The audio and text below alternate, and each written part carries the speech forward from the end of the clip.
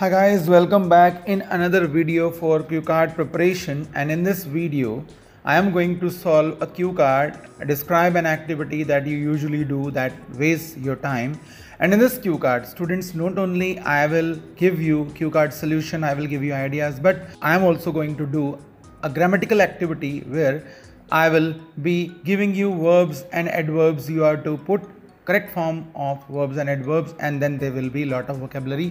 सो means ये एक बहुत ही इंपॉर्टेंट क्यू कार्ड वीडियो होने वाला है अगर आपको इंग्लिश में प्रॉब्लम है, ग्रामेटिकल प्रॉब्लम है, और if you have lack of ideas. So let us start. Guys, अगर आप इस एक्टिविटी को करना चाहते हैं तो आप यहाँ से इसका स्नैपशॉट भी ले सकते हैं. And otherwise I have also saved the link of this activity in description box. आप वहाँ से भी इसको डाउनलोड कर सकते हैं. So honestly, please do it yourself first. Okay, so let us start solving it.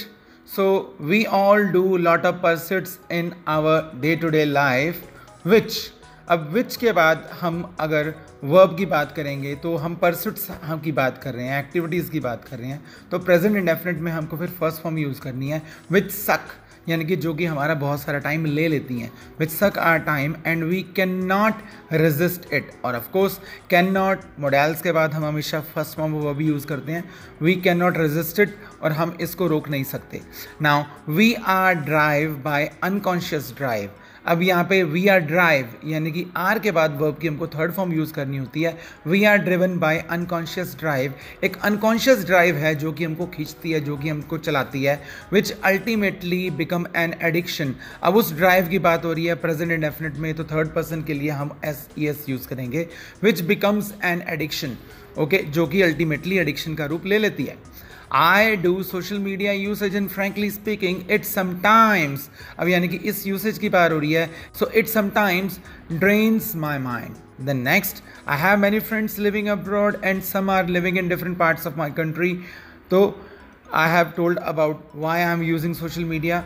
No doubt, social media is excellent way to socialize with them.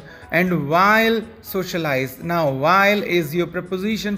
आप जब भी prepositions के बाद verb use करेंगे, आप verb plus ing करेंगे. prepositions के लिए आपको और जानकारी चाहिए तो यहाँ पर आपके आई बटन पे ऊपर एक लिंक भी आ रहा है, आप इसको फॉलो कर सकते हैं.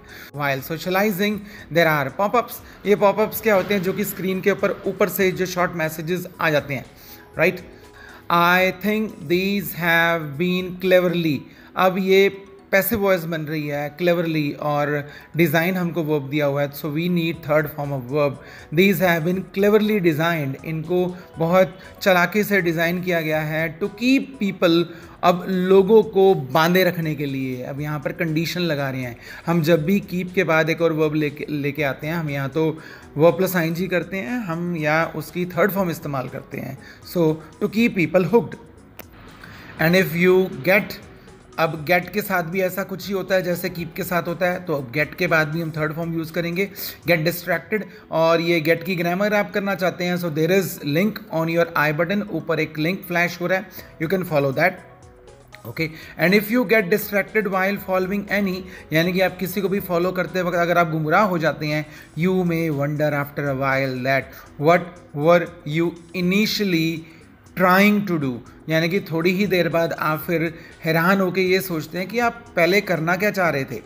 एंड वुड, अब अगेन वुड एक मॉडल है, तो उसके बाद हमने ये डेफिनेट और रियलाइज़, यानी कि रियलाइज़ हमारा वर्ब है, तो डेफिनेट से हमको एडवर्ब तैयार करना है.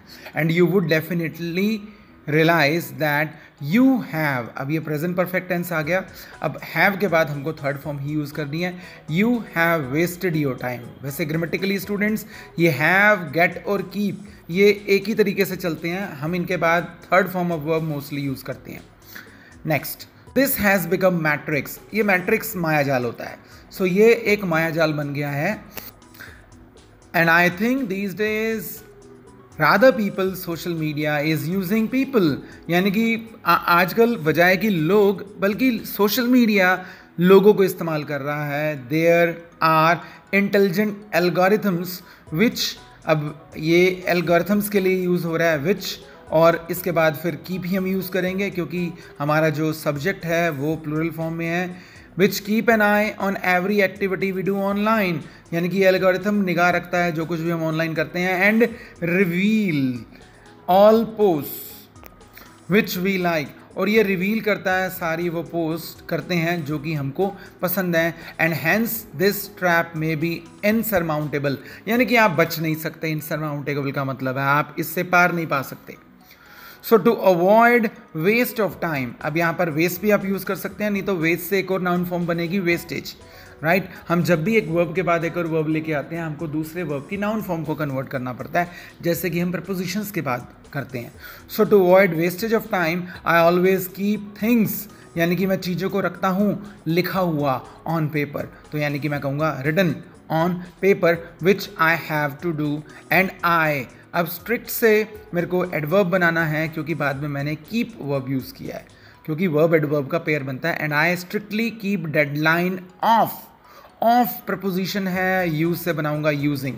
आई strictly keep deadline of using it.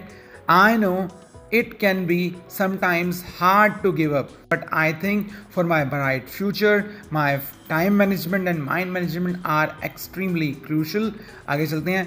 I know for an ordinary individual this illusion is hard to give up, and definitely they would be लगाया तो अब verb plus ing मुझे करना पड़ेगा, वो अपना टाइम जरूर ख़त्म कर रहे होंगे। They would be killing their productive time and would regret later, और वो बाद में पछताएंगे। So that is end of this video, and I hope not only you have got answer to the cue card, but definitely you would have learned many things in grammar as well as vocabulary. So bye bye guys, we will meet in next video.